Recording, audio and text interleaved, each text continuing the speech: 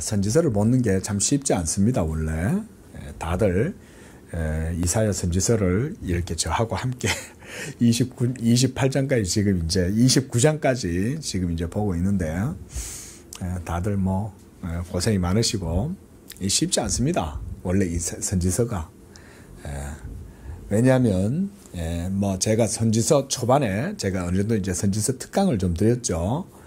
드린 것처럼 구약의 이스라엘 백성들 같은 경우는 그 율법 아래에서 태어날 때부터 신앙생활을 하잖아요. 우리는 율법도 없이 그저 당군의 자손으로 이 조선 땅에 태어나 가지고 이렇게 그냥 살다가 기독교가 전파되어 가지고 예수를 믿게 되고 이래서 우리가 하나님을 섬기는 거지만 유대인들은 그렇지 않죠. 그들은 아브라함 때로부터 시작해 가지고 면면이 역사 속에서 계속해서 하나님의 언약의 백성으로 그래서 할례도 받고 그리고 또 율법도 지키고 이러면서 하나님을 섬겼잖아요. 그들에게는 또한 하나님께서 여러 가지 예전적인 이런 의식들도 많이 주셨죠.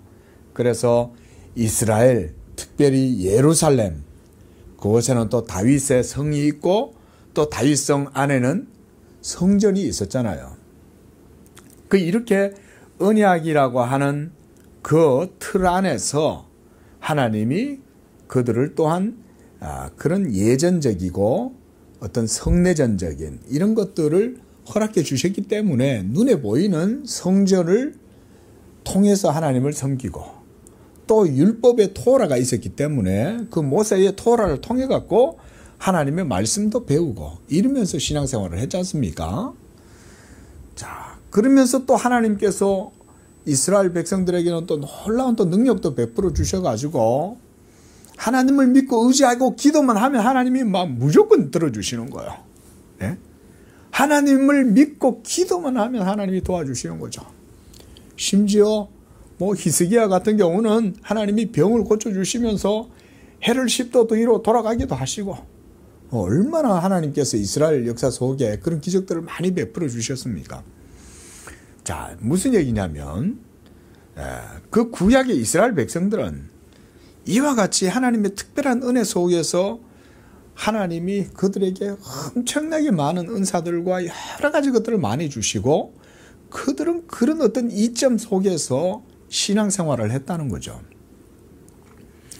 그러함에도 불구하고 그들이 그와 같은 아주 존귀한 하나님의 은총을 입었음에도 하나님을 온전하게 섬기지 못했다는 것을 볼 때 이 선지자가 그들의 불신앙과 그들의 악함을 이와 같이 하나님의 말씀을 가지고 막 이렇게 책망을 하면서 이런 교훈들을 전하고 있는 거예요. 우리가 그런 어떤 영적인 이스라엘의 배경들을 좀 이해를 하면서 이런 말씀들을 좀 보면 그래도 좀 도움이 됩니다. 무작정 우리의 관점에서 보면 이해가 안 되죠. 그렇잖아요. 우리의 어떤 환경이나 프레임을 가지고는 이 구약 성경을 읽으면 아무것도 이해가 안 돼요. 그러나 이러한 구약 이스라엘의 종교, 역사, 문화 이러한 상황들과 배경들을 알고 읽으면 우리가 이제 해석에 어느 정도의 길들을 잡을 수가 있는 거죠. 오늘 본문에도 보면 여전히 하나님께서는 이스라엘 백성을 향해 가지고 또 계속 하나님이 진노하시고 그들을 책망하시고 이렇게 해요. 그것은 무엇 때문이겠어요? 그건 그들이 하나님을 믿지 않기 때문에 그런 거죠. 그래서 13절 말씀을 보십시오. 13절 말씀에 주께서 이르시되 우리 함께 읽어볼까요? 시작.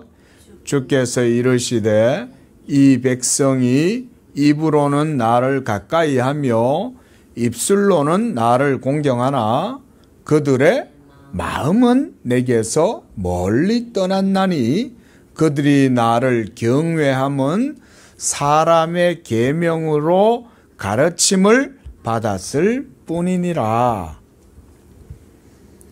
이스라엘 백성들은 하나님의 언약 백성이요. 할례도 있고 모세 율법도 있고 또 그 모든 전통과 예식을 예법을 따라 가지고 하나님을 섬긴다고 하지만 그들이 입으로는 문의로는 하나님을 가까이 하고 입술로는 하나님을 공경한다고 말은 하는 거예요.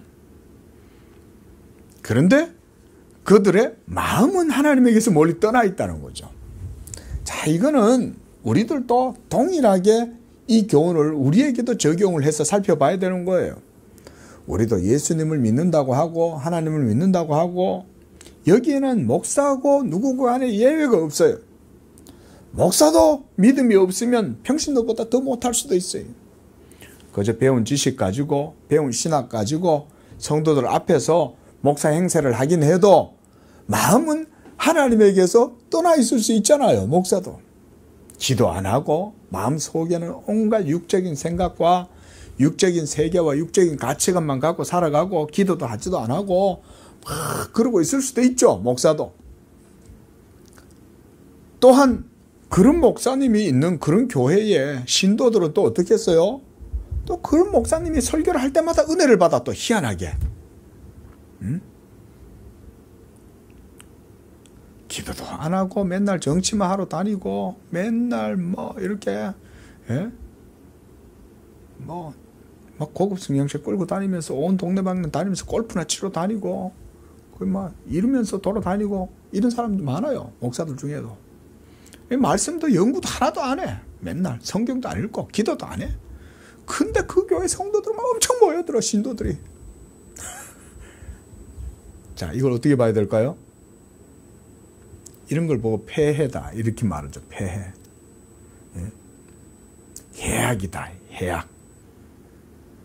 겉으로 볼 때는 많은 사람들이 거기 모여들고 거기에서 하나님을 섬긴다고 그러고 막 또 그 목사가 몇십일까 이러면 또 막 전부 다 아메가 태극기 들고 나가자 그러면 전부 다 막 정신없이 나가는 거야. 맨날 전쟁만 하고 맨날 막 용역들 데려와가지고 막 싸우고 그런 사람 교회에 또 사람들이 또 많이 모여들어. 이게 뭘 보여주는지 아세요?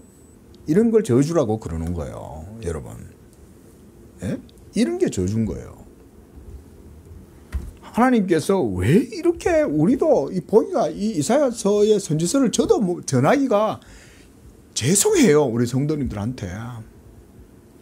왜냐하면 계속 하나님이 막 백성들을 향해 가지고 진노하고 저주할 뿐 아니라 하나님 막 경멸을 하잖아요. 백성들을.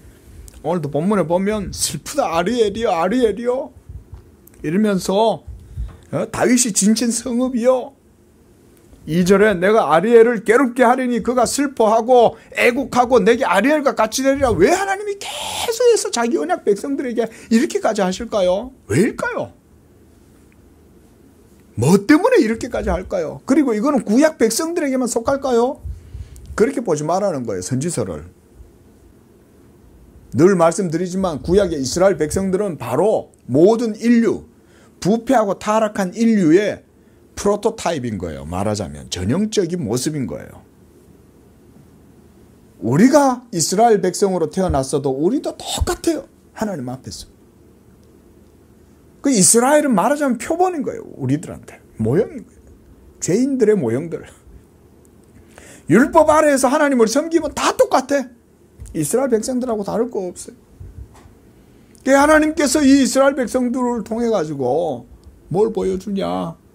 온 세상의 죄인들이 다 이와 같이 하나님 앞에 떠나 있고 얼마나 악하게 이렇게 행하고 있냐. 그걸 보여주는 거죠. 그래 따지면 율법이 없는 이방인들은 그래 따지면 그래도 하나님 앞에 심판을 받을 때 덜해요. 그들에게는 율법이 없잖아요. 그들에게는 언약이 없잖아요. 그나마 낫죠. 어떻게 보면. 하지만 이들은 율법도 있고 할례도 있고 하나님께서 또 언약의 증거도 주시고 표적과 기사도 베풀어 주시고 믿을 만한 증거를 이스라엘 백성들이 얼마나 많이 줬냐 이거죠. 선지자들을 보내주고 사사들을 보내주고 계속해서 이런 표적과 증거들을 보여주었는데도 하나님을 안 믿잖아요. 그러니까 제가 지금 무슨 얘기를 하려고 하냐면 왜 이렇게 선지자들을 통해서 이사야뿐만입니까? 뒤에 보면 예레미야서 또 에스겔, 스가랴, 다니엘 이런 선지자를 통해 가지고 계속 선지자들을 하나님이 보내시잖아요. 백성 가운데. 그게 뭘 의미하는 거예요? 그래도 안 듣는다는 거죠. 그래도 안 듣는다는 거죠. 선지자들을 우리가 보실 때 그걸 생각하셔야 되는 거예요. 그리고 이스라엘 사람들은 참 완고하네. 이러보면 안 된다는 거죠. 이게 바로 누구의 모습이라는 거예요? 우리들의 모습이라는 거예요. 그러고 나서 오늘날도 보면 오늘날도 똑같아. 목사의 눈에는 똑같이 보입니다. 목사의 눈에는. 오죽하면 하나님께서 이렇게 하시겠느냐. 우리가 선지서를요 보실 때 그래서 이게 남 얘기하듯 보지 말라는 거예요. 다 우리들 자신들, 여기 서 있는 목사, 우리 성도님들 각각 개개인들마다 하나님이 주시는 말씀으로 다 봐야 된다. 믿으시기 바랍니다. 그러면 이 말씀 속에 우리를 향한 교훈이 있을 뿐만 아니라 또 우리를 향한 소망도 있고 위로도 있고 우리를 향한 하나님의 계시의 빛, 복음의 빛도 있고 그런 거겠죠.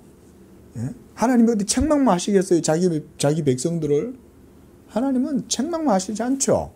그 속에 또 하나님이 복음에 그래도 한 가닥 소망을 남겨두고 반드시 하나님의 그 언약이 이루어지게 될 거다. 이런 것도 말씀해 주시고 그러잖아요. 그래서 3절에 내가 너를 사면으로 둘러 진을 치며 너를 애워싸 대를 쌓아 너를 치리라. 여기서 아리엘이다. 이런 거는 하나님의 제단을 얘기합니다. 아리엘. 이스라엘의 가장 핵심은 성전이잖아요. 근데 그 성전 중에서도 또 핵심은 뭐예요? 성전의 제단이잖아요. 하나님의 번제 제물을 드리고 거기에서 하나님께 제사를 드리고 하는 가장 또 핵심이죠. 네. 그러니까 이걸 지금 향해서 뭐라고 하냐? 슬프다라고 하나님이 지금 말씀하고 계시는 거예요. 슬프다. 그리고 다윗의 진친 성읍이요. 이스라엘 사람들이 이 예루살렘 성을 얼마나 귀하게 여깁니까? 지금도 이스라엘의 깃발은 거기에 뭐가 그려져 있어요? 상식 문제. 거기에 뭐가 그려져 있습니까? 이스라엘의 국가 깃발에. 상식인데, 예루살렘 그렇게 성지순례 하면서 그거 상식인데 다윗의 별이 딱 그려져 있죠. 예? 지금도 이스라엘 사람들은 그 옛날 다윗의 영광과 왕국이 회복되기를 바라고 있는 거예요. 다윗의 별이 다 그려져 있는 거죠. 그러니까 이스라엘 사람들에게 있어서 이 다윗성은 아주 중요한 거죠. 그러니까 여기서 다윗이 진친 성읍이요. 해마다 절기가 돌아오려니와 달마다 절기마다 하나님을 섬기고 이렇게 하는 거죠. 그렇죠? 그렇게 하지만 이제는 내가 아리엘을 괴롭게 할 것이다. 그리고 그가 슬퍼하고 애곡하고 그래서 내게 아리엘과 같이 되리라. 내가 너를 사면으로 둘러 진을 치고 너를 애워싸 대를 쌓고 너를 치리니 네가 낮아져서 땅에서 말하며 네 말소리가 나지기 티끌같이 될 것이며 네 목소리가 신접한 자의 목소리같이 땅에서 나며 네 말소리가 티끌에서 찌꺼리리라. 이 말은 하나님께 진노를 당해가지고 완전히 멸망당한 사람들처럼 될 거다. 한마디로 그런 말인 거예요. 예? 저주를 받고 그래서 슬퍼하고 애통하고 곡하는 소리가 거기에서 나오고 그런데 그 소리가 완전히 묻혀가지고 소리가 나지 않을 정도로 그럴 정도가 될 것이다. 그 말입니다. 5절에 그럴지라도 네 대적의 무리는 세미한 티끌 같겠고 강포한 자의 무리는 날려가는 겨 같으리라. 대적의 무리가 세미한 티끌 같다는 말은 셀 수도 없다는 얘기인 거죠. 그리고 강포한 자의 무리란 뭔 얘기냐면 이스라엘이 믿고 의지하는 바 돈을 주고 사온 아주 주변에 이 야수들과 같은 야만족들을 돈을 주고 사오는 거예요. 야, 우리가 금을 줄 테니까 너 와서 우리 예루살렘 좀 지켜줘. 한마디로 말하면 요즘 말로 용병이죠. 용병을 불러와 가지고는 전부 다 성읍을 쌓게 하는 거예요. 그래서 지키게 하는 거죠. 옛날에는 이렇게 해서 먹고 살았는 사람이 많았습니다. 옛날에는요. 그래가지고는 농사 짓고 먹고 살기 힘들잖아요. 예? 농사 짓고 먹고 사느니 어디 가서 남한테 노략질 해가지고 강도질 해가지고 먹고 살거나 아니면 이렇게 큰 돈을 받는 거예요. 예? 돈이 있는 나라에 가가지고 큰 돈을 받고는 가서 이제 패거리들이 가가지고 우리가 전쟁해 줄게. 그래가지고는 이제 그 돈을 받아가지고 사는 거예요. 뭐 농사 지어봤던 1년에 뭐 돈을 얼마나 벌겠어요, 옛날에. 요즘이야, 그쵸. 농사 기술이 좋아가지고 막 어마어마한 플랜트 농사를 지을 수 있지만 옛날에는 고생해봤던, 예? 막 파가지고 1년에 거기서 얼마 되겠어요. 그러니까 남자들이 그걸로 돈이 안 되니까 힘이 있으면 막 용병들이 돼가지고 그렇게 해서 전쟁을 해주러 다니고 이런 사람들이 많았습니다. 옛날에는. 그러니까 이스라엘도 이런 용병들을 사가지고는 거기다 다 배치시켜 놓고는 이러고 있는 거죠. 자, 그러나 우리가 이스라엘은 누구를 의지해야 돼요? 하나님을 의지해야 되는 거죠. 예? 여호와께서 성을 지키지 아니하시면 싸우는 자의 지키는 자의 경성함이 헛되고 아무리 싸워도 못 이기는 거예요. 믿으시기 바랍니다. 하나님이 하셔야 되는 거예요. 하나님이. 우리가 이것을 늘 잊어서는 안 됩니다. 우리도 살다 보면 약할 때는 하나님 의지합니다. 이 인간이 얼마나 그 부패함이 큰지 우리가 그래서 이런 걸 배워야 돼요. 그게 바로 우리 자신들이거든요. 우리 자신들. 우리는 힘들고 어렵고 괴로우면 살아납니다. 이게 우리 한민족은 보리와 같아. 예? 밟으면 확 땅에 뿌리를 내리고 이러면서 막 잡초처럼 이렇게 확 일어났다가 무성해지고 막 배부르고 이러면 그새 또 잊어버리는 거예요. 오히려 힘들고 어려울 때 더 하나님을 의지하고 하나님을 더 믿는 거예요. 예? 우리나라가 전쟁 이후에 나라가 초토화돼 가지고 있을 때 얼마나 우리나라 성도들이 막 포대기에다 애를 얻고 교회 가가지고 기도하고 그러면서 또 남편들은 나가가지고 하고 막 이러고 그러면서 나라가 세워진 거 아닙니까? 이게 그 폐허 위에. 근데 그렇게 세워지는 과정 속에 또 우리나라 성도들이 얼마나 하나님께 기도를 했습니까? 예? 그때 이렇게 요즘처럼 신학이 막 번듯하게 있었습니까? 온갖 이상한 신학도 많았지만 그래도 가난하고 힘들고 어려울 때 하나님께 얼마나 기도를 많이 했어요. 우리나라가. 그래도 하나님이 그런 백성들에게 은혜를 주셔갖고 오늘날 이와 같이 이 나라를 하나님께서 이렇게 세워주신 거 아닙니까? 오죽하면 우리가 한강의 기적이란 말을 하겠냐 이거죠. 그 기적이잖아요. 그게 사람이 한 것 같지만 가만히 생각해 보세요. 과연 그게 사람이 했을까? 우리나라가 그렇게 사람들이 서로 협력해갖고 막 다 힘을 모아가 우리 사람의 힘으로 서로 협력해갖고 그렇게 한 것 같습니까? 여러분들의 분석력을 조금만 가동시켜 보십시오. 우리나라 사람은요 3명 모이면 다 갈라져요. 3명 모이면 정치가 생겨나고 머리 전부 다 서로 머리 하려고 그러고 싸우고 찌지고 뽑고 지금도 정치하는 거 보세요. 저래가지고 집권 세력을 뺏겨가지고 또 정신 못 차리고 있고 또 새롭게 또 집권을 또 탈환해가지고 집권을 잡고 있어도 정신 못 차리잖아요. 저런 사람들이 나라를 이루어 나가는가? 또 갈아엎어 보세요. 갈아엎으면 나은가? 자, 제 말이 틀렸습니까?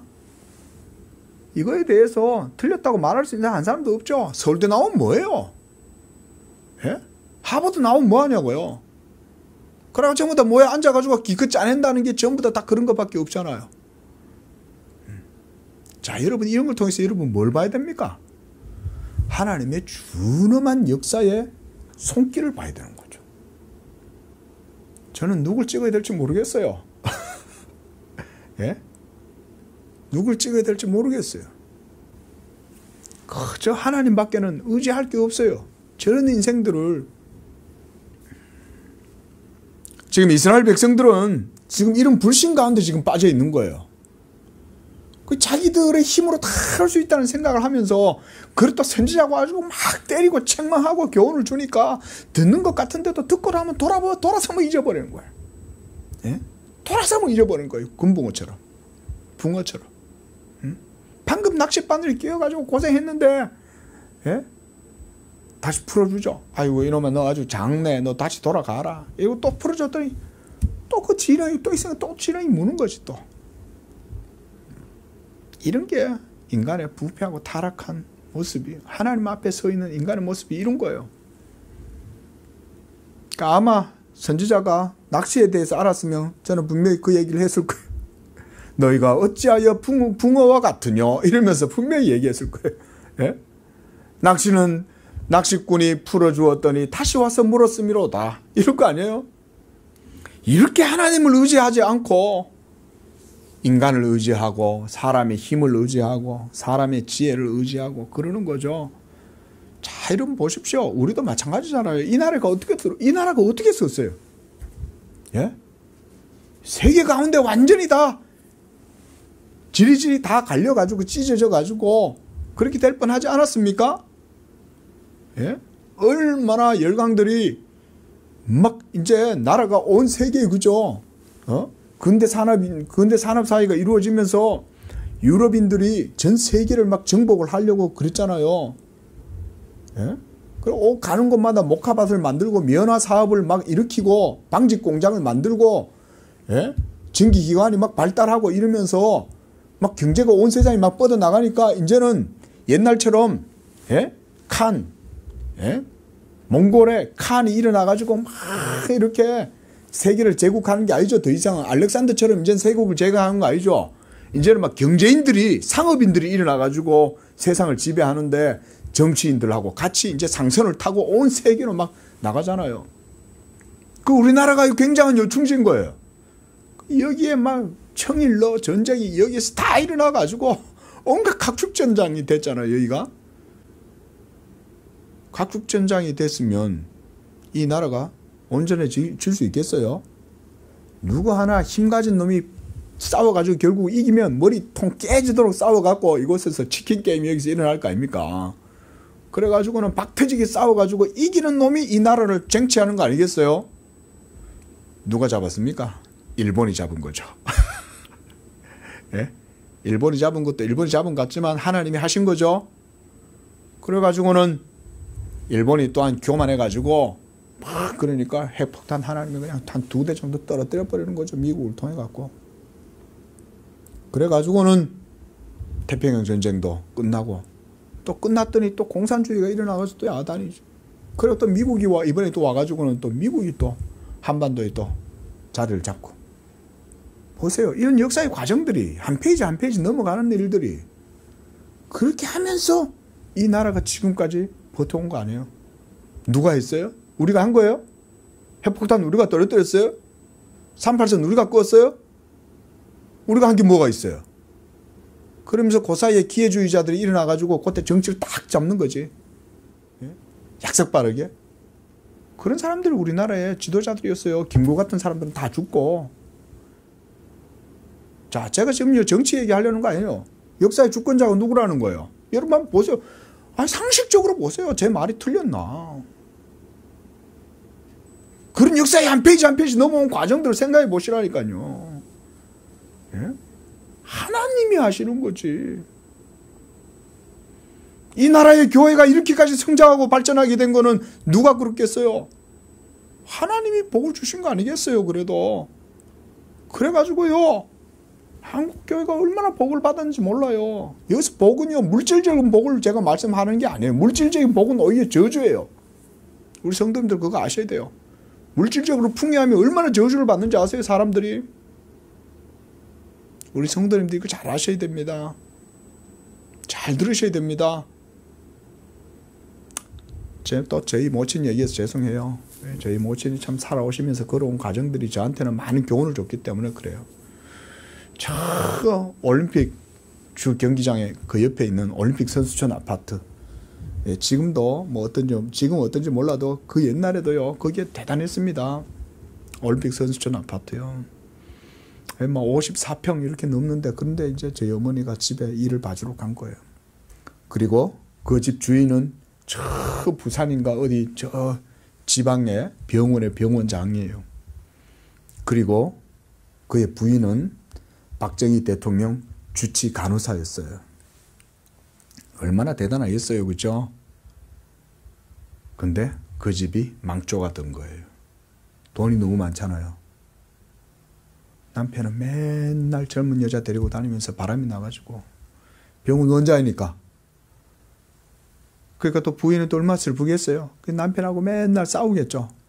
갈라서자 이놈아 저놈아 이러면서 막 서로 싸움 맨날 하고. 그리고 또 그 자녀들은 부모들이 싸워도 이제 쳐다보지도 안 해. 뭐 신경도 안 써. 어느 날 생일 파티가 있는 거예요. 집안에서 이렇게 아빠가 케이크를 들고 와서 아이들과 집안에 앉아가지고 케이크를 깨 잘라가지고는 먹고 있는 거예요. 생일 축하합니다. 생일 축하합니다. 이러면서 서로 이제 노래를 부르고 있는데, 저 화장실에서는 그 부인이 그냥 화장실 변기에 앉아가지고는 엉엉 울고 있는 거예요. 이런 게 망조죠. 왜 남편은 케이크를 들고 와가지고 자르고 있냐. 그날 이혼 서류에 도장을 찍었거든. 드디어 이 마누라가 자기를 낳아준 거야. 기뻐가지고 이걸 들고 와서 아이들하고 케이크를 지금 자르고 있는 거야.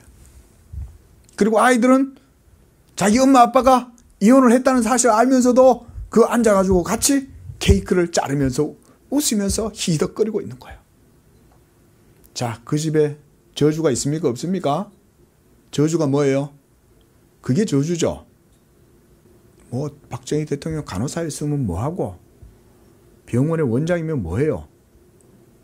그래가지고는 그 원장은 지금 뭐 젊은 아가씨 데리고 살면서 오빠 오빠 그러면서 지금 잘 살고 있을까요? 세월이 지금 벌써 얼마나 지났겠습니까?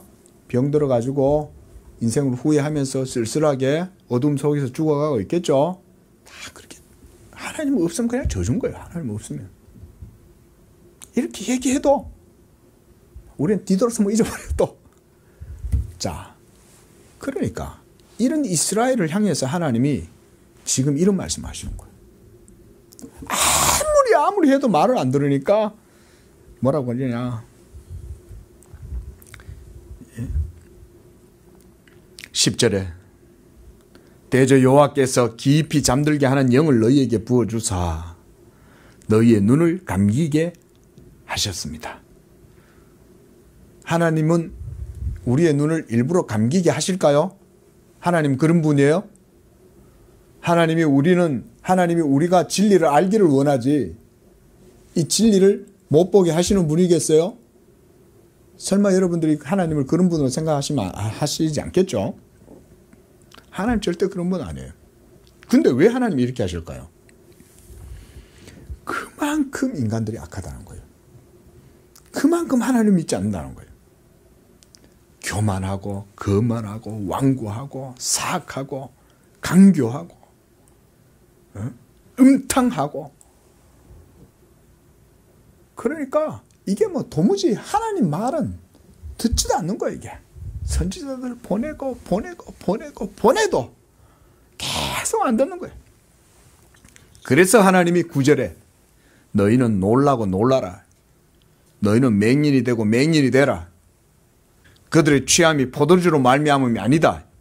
그들의 비틀거림이 독주로 말미암음이 아니라 하나님이 그들로 하여금 취하게 하고 그들로 하여금 마비가 되게 하고 그들로 하여금 보지 못하도록 눈을 막아버리고 그들의 귀가 듣지 못하도록 귀를 막아버리고 마음은 우둔하게 하고 비둔하게 만들어버릴 것이다.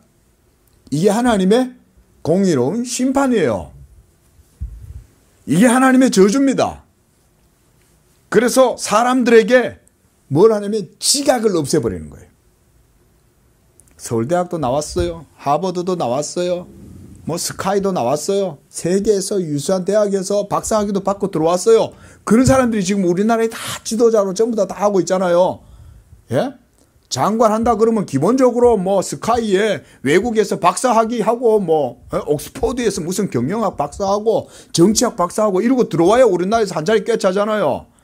그런 사람들이 앉아 있는데 왜 이 나라가 뭐냐냐 이거죠. 매스컴에서 하는 짓들을 보세요. 차마 눈을 뜨고 볼 수가 없으니까 요즘 아예 뉴스도 안 봐요. 말할 가치도 없으니까. 국민들도 입이 아프지. 국민들도 한계가 있지. 뭐라 할라 이제는 막 귀찮은 거야 이제. 그냥 빨리 어쨌든 간에 대통령 선거 치러갖고 빨리 좀 끝났으면 좋겠다 이 생각이지. 누가 되든지 이제 신경도 안 써. 예? 그냥 될 대로 되라. 뭐 어느 놈 되든지 되겠지 뭐. 예? 그게 뭐냐. 잠들게 하는 영을 하나님이 그들에게 부어주신다는 얘기는 눈이 감겨가 보지 못하게 해버린다. 이게. 잠자면 뭐 생각을 할 수 있어요. 모두가 다 캄캄한 어둠 속에 있는 거죠. 꿈꾸듯이 사는 거죠 그냥. 예? 마치 코마의 상태에 빠져 있는 사람처럼 세상이 그렇게 돼버리는 거죠. 무식 속에 그냥 잠자듯이 그러고 있으면 세상 속에 그 어둠 속에 얼마나 많은 문제들이 일어나겠어요. 하나님은 이렇게 하시는 거예요. 잠들게 하는 영을 그들에게 보내어가지고 눈을 감기게 해버린다. 그러니까 어떤 일이 벌어지냐면 이런 일이 벌어졌어요. 11절에. 그러므로 모든 계시가 너희에게는 봉한 책의 말처럼 되었다. 이게 무서운 겁니다. 계시가. 하나님의 계시가 구약 성경에는 분명히 있잖아요. 그렇죠? 선지자들의 계시가 있었잖아요. 근데 그런 계시가 어떻게 됐어요? 봉해져 버린 거야. 하나님의 말씀이 읽혀지고 밝혀지고 해명이 돼야 그 시대 사람들이 들을 거 아니에요. 이런 남상수 못한 목사같이 정말 모자라는 목사도 하나님의 말씀이다라고 이렇게 말을 할 때 그래도 하나님 은혜가 이 시대에 있는 거예요. 이렇게 생각하셔야 되는 거예요. 지금 이 말씀이 이런 말인 거예요. 남상수 목사같이 뭐 저 사람 봐도 목사 같지도 않고 뭐 맨날 하는 짓이 말이야 보면은 뭐 강남의 고상한 목사님들 같지도 않아. 뭐 저런 사람도 목사가 됐네. 이럴지 몰라도 그래도 그런 목사의 입에서라도 복음이 해명이 되고 복음이 증거되고 해설이 되고 있다는 것은 뭘 의미하겠어요? 그나마 지금 하나님의 자비가 있다는 걸 보여주는 겁니다. 여러분 그게 코드를 그렇게 해석을 하셔야 돼요. 근데 이렇게 해도 못 듣지. 다들 안 듣지. 그래서 그것을 읽는 자에게 주는 거예요. 이 계시를. 그래서 이제 두루마리를 읽을 수 있는 히브리어를 읽을 수 있는 아람어도 읽을 수 있고 이런 사람한테 이제 이걸 주고 좀 읽어줘봐. 이 도대체 뭔 말이야? 읽어줬더니 이 보더니 내가 이게 봉해져 갖고 이 도대체 이 말의 의미가 뭔지 모르겠어. 봉해졌다는 말은 그 계시의 의미가 뭔지 읽어도 모르겠다 이 말인 거예요. 예? 모르겠네. 이게 뭔 말이야. 그래가지고는 12절에 그 책을 이제 누구한테 줬어요? 이번에는 그 책을 글 모르는 자에게 이번에는 줬어요. 예? 아니 지식이 있다고 외국에서 뭐 박사학위 다 받아왔다며. 예? 그래 읽어봐. 좀 그리고 이 좀 뭔 뜻이야? 좀 설명 좀 해줘봐. 이랬더니 읽어봐도 이게 모르는 거예요. 이게. 눈이 막혀갖고. 뭔 말이지 이게? 아무리 봐도 모르는 거야. 하나님이 계시의 봉함을 인을 딱 막고 안 열어주는 거죠. 하나님의 말씀이 해명이 안 되면요 복음을 못 듣잖아요. 어디서 복음을 들어요? 그래도 하나님이 그래도 이 시대에 은혜를 베풀어 가지고 우리나라에 그래도 복음 전하는 분들이 일어나고 우리 양재교회도 그 한 귀퉁이에서 그나마 이렇게라도 복음을 전하고 이런 일들이 있는 거는 그래도 하나님의 은총이 있다는 겁니다. 이게 그런 거 아셔야 돼요. 저는 그런 생각을 해요. 어떻게 하나님께서 이렇게 우리에게 밝힌 말씀을 알려주실까? 아주 소수의 사람들이지만 그래도 이곳에서 하나님 말씀 듣는 사람들이 모여가지고 하나님의 말씀을 배우고 힘쓰고 막 이렇게 하려는 거, 이게 하나님 섬기는 거거든요. 그런 게 하나님 섬기는 거예요. 그래 이제 글 모르는 자한테 줬더니 이 사람이 모르겠어요? 당연히 모르지. 글 모르는데. 그러니까 그가 대답하기를 나는 글을 모른다. 자, 무슨 말을 할까요? 지금 11절과 12절 말씀은 뭐냐면 글 모르는 사람이나 이랑 무식한 자나 가방끈 긴 사람이나 하나님 앞에서 똑같다 이 말인 거예요. 세계에서 뭐 유명한 하버드 같은 데서 박사학위를 받고 와도 모두가 미련하게 되고 어리석게 되면 글 모르는 사람이나 이랑 무식한 자나 똑같다 이거예요. 아무리 배우면 뭐해? 하는 짓 보세요. 요즘 TV에 아주 가과이잖아요. 가과이잖아요. 그런데도 이 시대의 인생들이 하나님을 안 찾는다 이거죠. 그런데도 하나님을 안 찾으면 결국 어떻게 될까요? 망하는 거죠. 결국은 배가 가라앉는 거예요. 13절에 그래서 하나님께서 그들의 죄악상을 이제 말씀하시죠. 왜 내가 이렇게까지 그들을 눈을 감기게 하고 그들을 미련하게 하고 그들을 잠들게 했냐?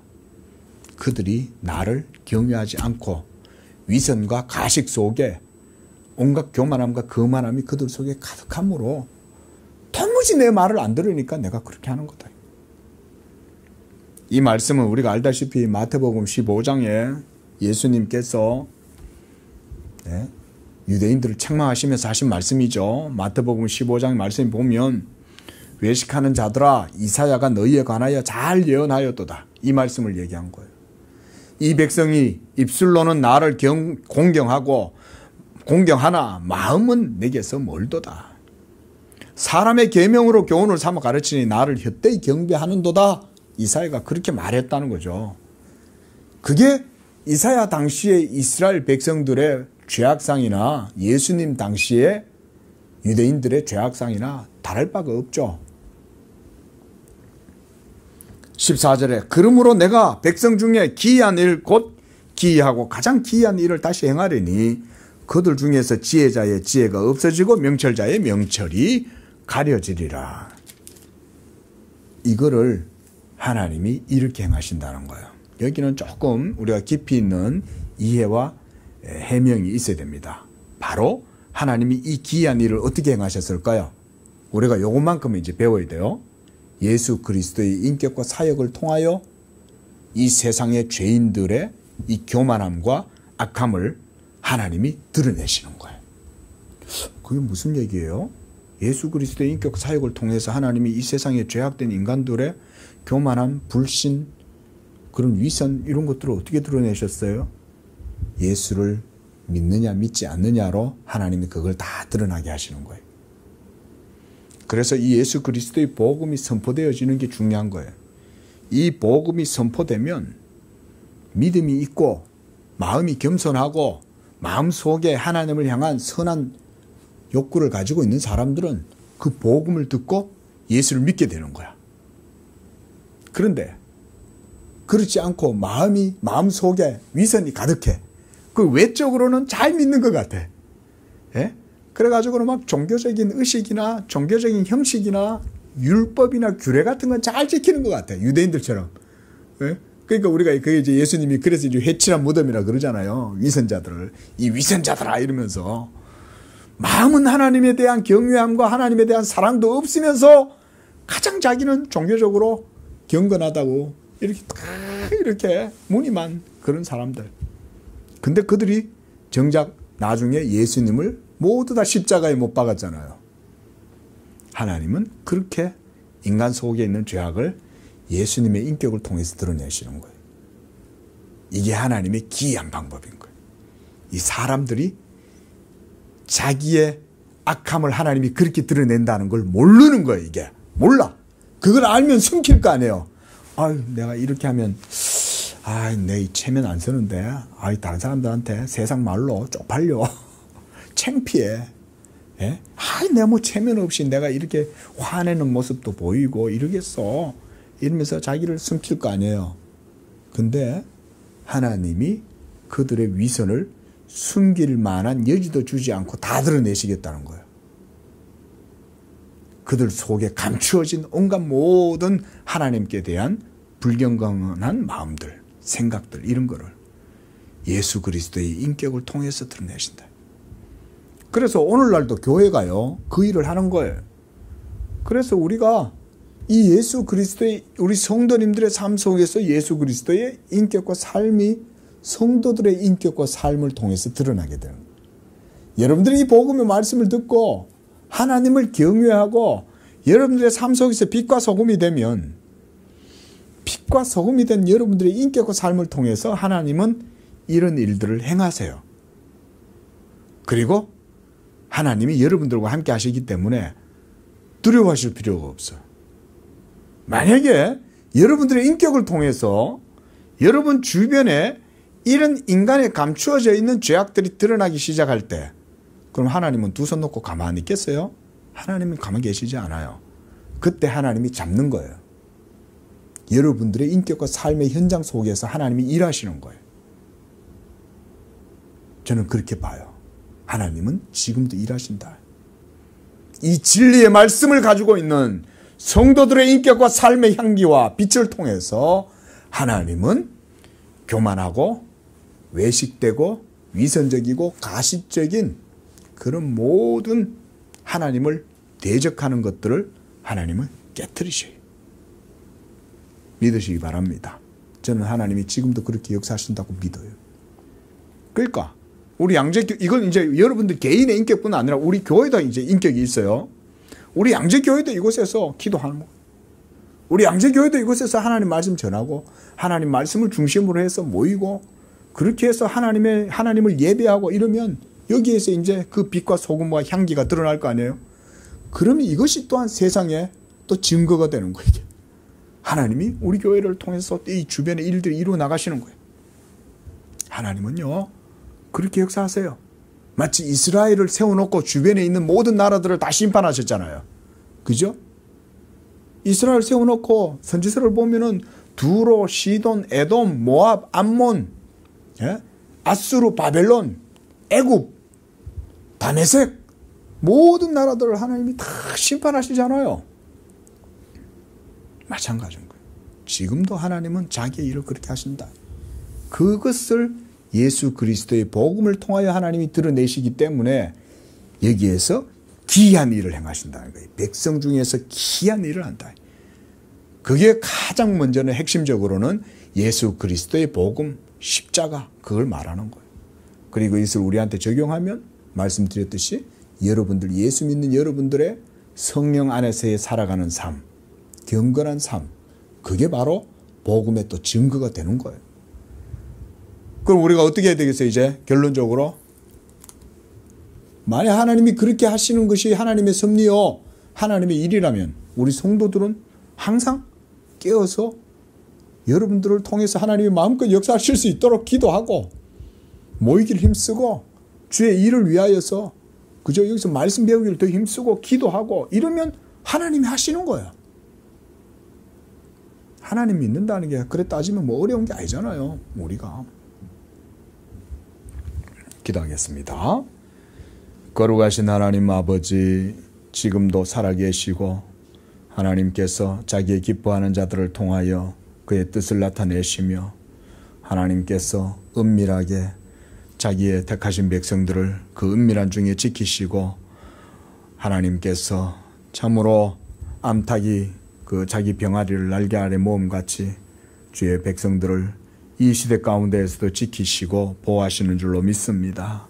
하나님 아버지 우리 양재교회 성도들 모두가 다 이와 같이 하나님을 의지하고 그 하나님의 은혜 안에 거하면서 늘 하나님께 영광을 돌리고 그 하나님의 말씀과 빛 가운데 거하며 이 세상에서도 주님의 일들을 감당하는 귀한 그런 빛과 소금 향기가 되어지게 도와주시옵소서.